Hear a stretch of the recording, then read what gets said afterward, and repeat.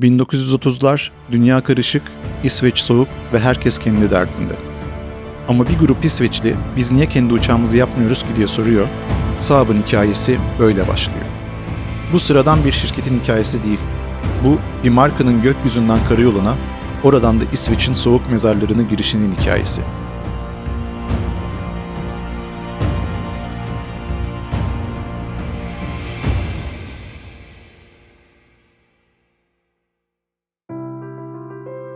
Gunnar Ljungström, İsveçli bir mühendis ve özellikle uçakla otomobil konularının kompetanı. Teknik bilgisi tam, mühendislik becerileri harika, geriye bir tek şey kalıyor. Doğru tahmin ettiniz, para. Burada devreye iki isim giriyor. Önce Axel Wenner-Gren. Wenner-Gren'in finansal gücü kuvvetli ama en önemlisi girişimciliği biliyor. Hatta bugün ürünlerini evlerimizde hala kullandığımız Electrolux, Axel Wenner-Gren'in 1919'da kurduğu bir şirket. Diğer ismimiz ise Marcus Wallenberg. Bu isim biraz tartışmalı çünkü Wallenberg ailesi için İsveç'in Rockefeller'ları diyorlar. Saab'ın ileride birleşeceği Scania var ya, işte o Scania bu ailenin şirketi. Ayrıca İsveç'in en büyük finansal kuruluşu da bunların. Stockholm Enskilda Bank 1856'da Wallenberg'lerin kurduğu bir banka. Yani dedikoduların bir mantığı var. Neyse, bu üç İsveçli 1937'de bir araya gelip Saab'ı kuruyorlar. Akıllarda tek bir düşünce var, kimseye muhtaç olmadan kendi uçaklarını üretmek. Ve başarılı da oluyorlar. Saab'ın uçakları sadece havalanmakla kalmıyor, performanslarıyla dünyanın dört bir yanında efsane haline geliyorlar. Hele Gripen gibi modeller, düşük maliyet ve yüksek teknolojiyle herkesi şaşırtıyor. Şimdi bu uçakların olayı şu, bu uçaklar modüler mimari üzerine tasarlanmış. Yani bakımı kapalı sistem jetlere göre daha kolay.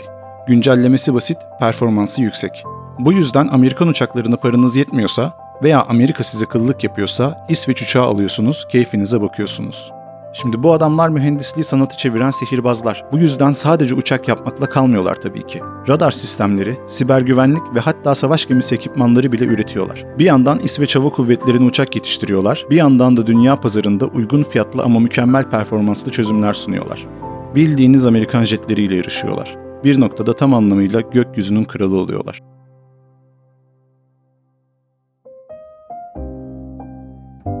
Sonra savaş bitiyor. Dünyada bir otomobil furyası başlıyor.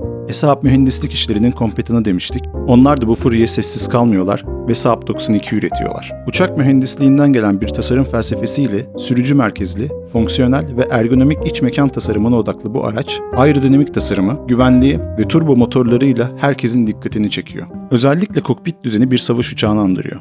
92'nin hava sürtünme katsayısı o kadar düşük ki rüzgar bile utanıyor. Uçaktan ilham alınmış tasarımı ve sağlam İsveç çeliğiyle bu araba tank mı yoksa otomobil mi dedirtiyor. Bunun ardından Saab 900'ü çıkarıyorlar ve bu model tam bir efsane oluyor. Otomobilleriyle de uçaklarındaki felsefelerini empoze ediyorlar ve araç piyasasına hem hızlı hem ekonomik olunabilir fikrini ilk kez sunuyorlar. 900 turbo motor teknolojisini halkla tanıştırıyor. 900'ün bir de convertible modeli var ki of ki ne of. Ancak Saab'ın farkı sadece motorunda ya da performansında değil. Bugün bile hala yeni gördüğümüz gece paneli isimli özellikleriyle geceleri konsolda sadece önemli bilgilere ait lambaları yakıp sürücünün dikkatini sadece yola odaklamayı hedefliyorlar. Ayrıca araçlarda emniyet kemerini standart hale getiriyorlar. Bu komik geldi değil mi? Oysa Almanya araçlarda emniyet kemerini standart hale getirmek için 1974 yılına kadar beklemeliydi. Bu açıdan baktığınızda Saab, teknolojiyi kullanıcı dostu hale getiren öncü markalardan biriydi. Hatırlarsanız Saab'ın kurucularından birinin aynı zamanda Scania'nın sahibi olduğunu söylemiştik. Bu özellik iki markayı 1968'de bir araya getiriyor ve herkes bu ikili artık durdurulamaz diye düşünüyor. Bir yanda ağır kamyon ve otobüslerin efendisi Scania, diğer yanda gökyüzünün kralı Saab. Bu birleşimden Saab Scania doğuyor. Logo, daha havalı bir şey düşünemezsiniz.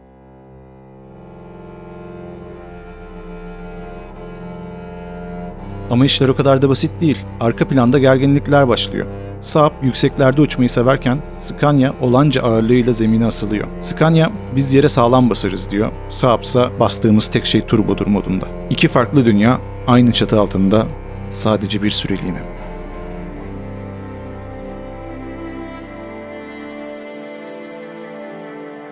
...90'lara geldiğimizde işleri iyice karmaşıklaşıyor. Scania, hacım biz kamyon işine odaklanacağız, bu otomobil işi bizi yavaşlatıyor diyor. Saab ise biz kendi yolumuzu buluruz hacım, dert etme diye yanıtlıyor. Ki o sırada Saab, General Motors'la flört etmeye de başlamış. 95'te ayrılık resmiyet kazanıyor ve böylece bir dönemin en havalı ortaklığı sona eriyor. Resmi ayrılıktan sonra 1990'larda General Motors devreye giriyor.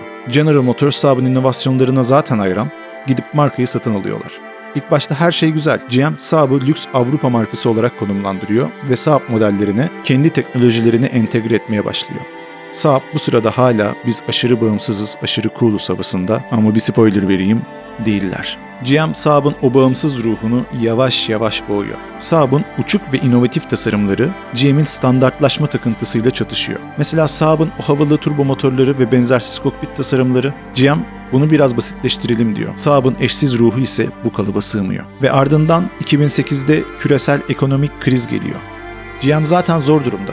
Bir de Saab'ın ölmeye başlayan ruhu altında ezim eziliyor. Bir zamanların altın çocuğu olan İsveçli Saab, şimdi bir Amerikan şirketinin sırtında yük. Ne acı. GM, Saab'ı kurtarmak yerine bir kenara bırakıyor ve biz bu yükü daha fazla taşıyamayız diyor.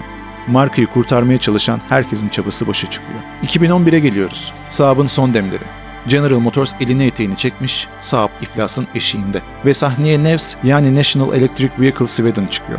İsmi İsveç Ulusal Elektrikli Araçları anlamına gelmesine rağmen şirketin İsveç'le hiçbir alakası yok. Tamamen bir Çin şirketi.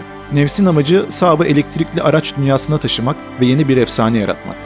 Diğer spoiler, bu hikayede hiç mutlu bitmeyecek. GM hala Saab'ın isim haklarını saklı tutuyor. Yani NEVS, Saab ismini kullanamıyor. Saab var ama Saab değil gibi bir durum.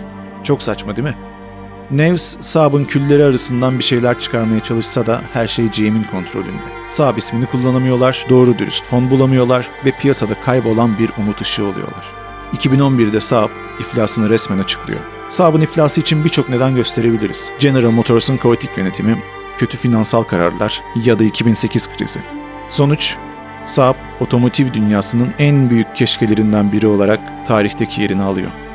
Ama şu kesin, Saab'ın ruhu hala turbo motorların vızıldadığı her yerde yaşıyor. Ve geçmişe baktığınızda Saab'ın başarısızlıklarının bile bir ders olduğunu fark ediyorsunuz. Büyük hayaller kur ama ayaklarının yere bastığından emin ol. Dünya gereğinden fazla hızlı dönerse bazı şeyleri dengede tutman zorlaşır.